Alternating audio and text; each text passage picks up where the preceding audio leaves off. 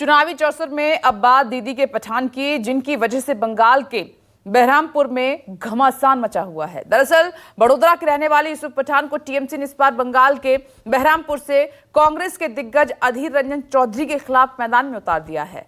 अधीर रंजन यूसुफ पठान को बाहरी बताकर स्थानीयों का भरोसा एक बार फिर से जीतना चाहते हैं, लेकिन मुस्लिम बहुल बहरामपुर में पठान को एक मुस्लिम प्रत्याशी के रूप में उतारकर दीदी ने अधीर रंजन के लिए फाइट और मुश्किल कर दी है। राजनीति में जीत का गणित बनाने के लिए खिलाड़ियों को टिकट देना कोई नई बात नहीं। खेल से संन्यास के बाद कई खिलाड़ी राजनीति के मैदान पर खेला करने के लिए किस्मत आजमा चुके हैं। राजनीति के पिच पर खेलने वाले खिलाड़ियों में एक नया नाम जुड़ा है, यूसुफ पठान का। और जैसे ही बंगाल की राजनीति में पठान के नाम का ऐलान हुआ, हर कोई चौंक गया। खेला होवे, खेला होवे, खेला होवे, खेला होवे। पॉलिटिक्स के पिच पर यूसुफ पठान की एंट्री एकदम नई। ऐसे में पठान के सियासी पहलू की चर्चा नहीं हो सकती, लेकिन इस बात की चर्चा जरूर हो सकती है कि ममता दीदी ने यूसुफ को पश्चिम बंगाल में मुर्शिदाबाद जिले की बहरामपुर लोकसभा सीट से उम्मीदवार क्यों चुना। क्रिकेट के मैदान से राजनीति के मैदान तक कैसा, आखिर मुर्शिदाबाद ही क्यों, बहरामपुर ही क्यों, लोग ये पूछ रहे हैं। मैंने इसका जवाब ऑलरेडी दे चुका हूँ मैं कि यहाँ पे ममता बनर्जी और अभिषेक बनर्जी ने मुझे यहाँ पर भेजा है यहाँ के लोगों के लिए काम करने के लिए, और यहाँ के लोगों ने भी मुझे कबूल किया है कि मैं उनके लिए यहाँ पे काम करूंगा, और उससे मैं बहुत अच्छा फील कर रहा हूँ। इनकम कैपिटा बेहद खराब है। यहाँ सेंटर और स्टेट के बीच में काफी ज्यादा फेडरलिज्म को लेकर सवाल उठते हैं। ममता बनर्जी बार बार केंद्र को कहती है कि वो यहाँ धन नहीं दे रहे हैं। इशू जब 6 बच्चे और मंगलसूत्र मेरा काम है यहाँ पर जो काम नहीं हुए, यहाँ पर माइग्रेंट जो लेबर है उनके लिए यहाँ पे काम करना है, उनके लिए जो काम है वो अपॉर्चुनिटी है वो क्रिएट करना है, और यहाँ पे जो लोग बाहर जाके काम करते हैं उनके लिए यहाँ पे काम हो, ऐसा मुझे करना है। ऐसे में क्या यूसुफ पठान ममता दीदी के लिए बहरामपुर में जीत का रास्ता तैयार कर पाए? क्योंकि पार्टी ने यूसुफ पठान को टिकट क्यों दिया, इस सवाल का सबसे बड़ा कारण है इस सीट से कांग्रेस के दिग्गज अधीर रंजन चौधरी का चुनावी मैदान में उतरना। जैसे ही अधीर वर्सेस यूसुफ पठान का नाम आया तो हर किसी के मन में सवाल यही उठे कि क्या दीदी ने कांग्रेस के दिग्गज को उनकी मौजूदा संसदीय सीट पर ही फंसा दिया। यहाँ जब से आया हूँ मैं, यहाँ के लोगों ने मुझे अपना जो MP है वो माना है यहाँ पर पहले दिन से, और अधीर रंजन चौधरी जो है मैं उनका रिस्पेक्ट करता हूँ, लेकिन राजनीति में इससे पहले भी 35 साल यहाँ पे कोई रह चुके थे, उसके बाद ये 25 साल रह चुके हैं। तो जो फैसले जनता करती है और लोगों को यहाँ पे चेंज चाहिए, और वो चेंज दिख रहा है मुझे कि यहाँ के लोग चाहते हैं। उनकी बॉडी लैंग्वेज से, उनकी बातों से ये अच्छा झलकता है कि वो अब चेंज चाहते हैं, और उन्होंने मुझे यहाँ पर अपना नेक्स्ट MP कबूल कर लिया है। आप यहाँ अलग अलग प्रचार कर रहे हैं, और अधीर रंजन चौधरी जो 5 बार के सांसद हैं उनके खिलाफ टीएमसी और बीजेपी के कार्यकर्ता गो बैक के नारे दे रहे हैं। उनका मर्जी है, मैं क्या कर सकते। इस बार चुनाव में बहरामपुर को आप बता रहे थे कि मिलिट्री कैंटोनमेंट का मुद्दा है, कैसे देख रहे हैं? आपने प्रतिज्ञा की कि इस बार चुनाव हारेंगे तो आप राजनीति से संन्यास ले लेंगे। जब चुनाव हारेंगे तब जो कहा वही पालन करेंगे, पहले तो हारने दीजिए।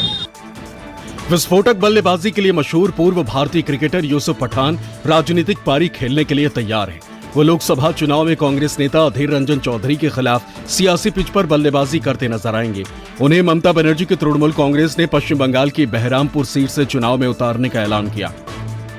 जो राजनीति है वो लोग जो है, जो सीनियर लीडर है वो करेंगे, और जो भी हमारी पार्टी के लीडर डिसीजन लेंगे उनके साथ मैं पूरा सपोर्ट करूंगा, लेकिन मेरा काम ग्राउंड लेवल पे है। उनके आखिरी सवाल है सर कि मुद्दों के आधार पर जब 6 बच्चे, मंगलसूत्र, सुहाग को लेकर जब बातें होती है, इस तरीके के चुनाव में जब 2024 मैंने अभी कहा कि वो जो सीनियर लीडर है वो उनके ऊपर बात करेंगे। मैं यहाँ पे ग्राउंड लेवल पे काम करने के लिए आया हूँ, यहाँ पे लोगों के लिए काम करने आया हूँ, तो मैं उसके ऊपर अड़ा रहूंगा। दरअसल कांग्रेस नेता अधीर रंजन चौधरी हमेशा से तृणमूल कांग्रेस के खिलाफ बयानबाजी में एक्टिव रहे। इंडिया अलायंस के दौरान भी कांग्रेस नेतृत्व की कोशिश ममता बनर्जी को साथ रखने की थी, लेकिन अधीर रंजन का अंदाज बिल्कुल अलग था। उन्होंने इस गठबंधन का लगातार विरोध किया। खुद टीएमसी की ओर से साफ कर दिया गया था कि कांग्रेस के साथ गठबंधन नहीं होने में बड़ा रोल अधीर रंजन चौधरी का था। अब जिस तरह से 2024 के रण में टीएमसी ने बहरामपुर के सियासी पिच पर पूर्व क्रिकेटर यूसुफ पठान को उतारा, वो किसी मास्टर स्ट्रोक से कम नहीं लग रहा। दोनों धुरंधरों के टकराव का नतीजा क्या होगा ये तो बाद में पता चलेगा, लेकिन अधीर की टिप्पणी से एक बात शीशे की तरह साफ है कि उनको भी इससे झटका तो जरूर लगा। कांग्रेस पार्टी अपनी ताकत पर चुनाव लड़ना जानते हैं। जो 2 सीटें हमारा कब्जे में है वो बीजेपी पार्टी और ममता बनर्जी को हरा के हम लोग कब्जे में लाए हैं। ममता बनर्जी की दया दुरज पे कांग्रेस पार्टी अपना राजनीति नहीं करते, कभी नहीं किए थे, आज भी नहीं करते। बदले में कांग्रेस पार्टी की दया से और मदद से 2011 साल में ममता बनर्जी खुद सत्ता पे आई थी। ये बात मान के चलिए, ममता बनर्जी एक अवसरवादी नेत्री की नाम है। 2021 में राज्य में विधानसभा चुनाव हुए और बहरामपुर के सभी 7 विधानसभा सीटों में से 6 पर टीएमसी ने और 1 पर भाजपा ने कब्जा कर लिया। इस तरह से एक भी विधानसभा सीट पर कांग्रेस का फिलहाल कब्जा नहीं है। अब राजनीतिक अहम माने जाने वाले बहरामपुर को जीतने के लिए तृणमूल ने नए घोड़े पर दांव लगाया है। पहली बात यह है कि पहले हम बता देते हैं कि अधीर रंजन चौधरी एक मिथ है, एक प्यार है लोगों के बीच में, ठीक है। तो उस हिसाब से कुछ भी हो जाए, लोग एमपी की तरह, एमपी के हिसाब से उस मुंह एक ही देखना चाहते हैं, वो है अधीर रंजन चौधरी। जो हम लोग ऐसे बातचीत करके हम लोग देखिए चाय के ठेक पे, स्कूल में, कॉलेज में, हर जगह पे एक तो ये तो अभी वोट को लेकर तो होता ही रहता है।